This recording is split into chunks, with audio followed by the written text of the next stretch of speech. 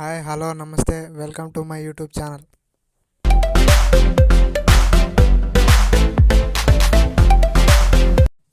ఈ వీడియో మీకు నచ్చినట్లయితే లైక్ చేయండి, షేర్ చేయండి. మరిన్ని అప్డేట్స్ కోసం మా ఛానల్ని సబ్స్క్రైబ్ చేయండి. ఈ వీడియోలో మహానటి అయినటువంటి సావిత్రి గారి గురించి తెలుసుకుందాం. ఆమె జీవితంలో జరిగినటువంటి సంఘటనల గురించి మరియు ఆమె మద్యానికి ఎలా బానిసయ్యారు, ఆమె జీవితం ఎలా సాగింది అనే విషయాలు తెలుసుకుందాం. సావిత్రి గారు గుంటూరు జిల్లా చిర్రావూరులో ఒక తెలుగు కుటుంబంలో జన్మించారు. ఆమె తల్లిదండ్రులు సుభద్రమ్మ మరియు గురవయ్య. 6 నెలల వయసులో ఉన్నప్పుడు తండ్రి మరణించారు. ఆ తర్వాత ఆమె తల్లి సావిత్రిని మరియు ఒక పెద్ద తోబుట్టువు మారుతిని అత్త మరియు మామతో కలిసి జీవించడానికి తీసుకెళ్ళింది. ఆమె నృత్యంలో ప్రతిభ కనబరచడం ప్రారంభించినప్పుడు ఆమె మేనమామ ఆమెను తరగతుల్లో చేర్చారు. నాటకాల సమయంలో ఆమె కళా వ్యక్తీకరణకు ఆమె పేరు పెట్టారు.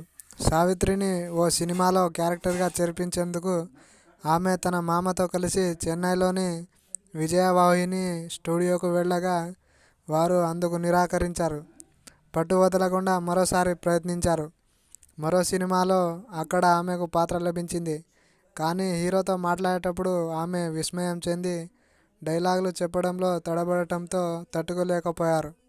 ఆ సమయంలో ఆమె సావిత్రి చిత్రాలను తీసిన జమినీ గణేశన్ అని పిలువబడే రామస్వామి గణేశన్ను కలిశారు. సావిత్రి గారు 1952లో తమిళ నటుడు జమినీ గణేష్ను వివాహం చేసుకున్నారు.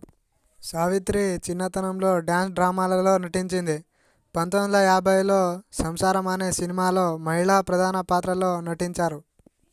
దాని తర్వాత సంవత్సరంలో పెళ్లి చేసి చూడులో రెండవ కథానాయికగా ఆమెకు పెద్ద బ్రేక్ రాకముందు రూపపతి మరియు పాతాళ భైరవిలో మరో 2 చిన్న పాత్రలు చేసింది.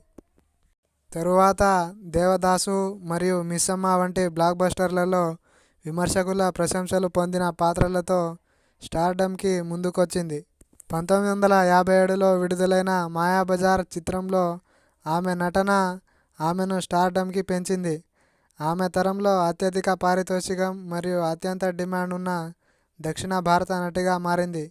1960లో ఆమె తెలుగు చిత్రం వరకు మిలేదిలో తన నటనకు రాష్ట్రపతి నుండి ప్రత్యేక ప్రస్తావన పొందింది. 1963లో ఆమె జకార్తాలో జరిగిన ఆఫ్రో ఆసియన్ ఫిల్మ్ ఫెస్టివల్లో ప్రదర్శించబడిన నర్తనశాలలో నటించింది. 1968లో ఆమె నిర్మించిన మరియు దర్శకత్వం వహించిన తెలుగు చలనచిత్రం చిన్నారి పాపలు. దానికోసం ఆమె ఉత్తమ చలనచిత్రం రాష్ట్ర నంది అవార్డును అందుకుంది.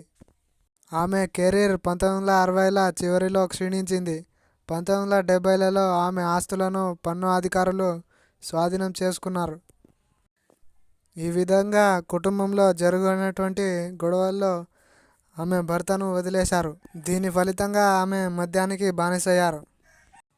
ఆమె ఆర్థిక ఇబ్బందుల్లో ఉన్న కొద్దిమంది మద్దతుదారులలో దాసరి నారాయణరావు, గోరింటాకు వంటి అతని చిత్రాలలో ఆమెను నటించారు. ప్రత్యేకంగా దేవదాసు మళ్ళీ పుట్టాడని ఆమె కోసం సినిమాగా రూపొందించారు. ఆమె కాలంలోని అగ్ర తమిళ నటీమణులలో సావిత్రి కూడా ఒకరు. ఆమె ఎంజీఆర్, శివాజీ గణేశన్ వంటి ప్రముఖులతో ఎక్కువ తన భర్త జమినీ గణేశన్తో నటించింది. ఆమె ప్రముఖ తమిళ రచనలలో కలతూరు కన్నమ్మ, పాసమలర్, పావ మన్నిప్పు, పార్థల్ పసితీరం, కర్పగం కర్ణన్, కై కొడుతు దైవం, నవరాత్రి మరియు తిరువిళాదళ్ ఉన్నాయి. సావిత్రి గారి మరణం 19 నెలల పాటు కోమాలో ఉన్న సావిత్రి 47 సంవత్సరాల వయసులో 1981 డిసెంబర్ 26న మరణించారు. ఆమెకు మధుమేహం మరియు అధిక రక్తపోటు వలన చనిపోయారు. సావిత్రి గారికి వరించిన అవార్డులు. ఆమె రెండవ చిత్రం అయినటువంటి చిన్నారి పాపలకు నంది అవార్డు లభించింది. 2011లో సావిత్రి స్మారకార్థం భారత ప్రభుత్వం తపాలా బిళ్లను విడుదల చేసింది.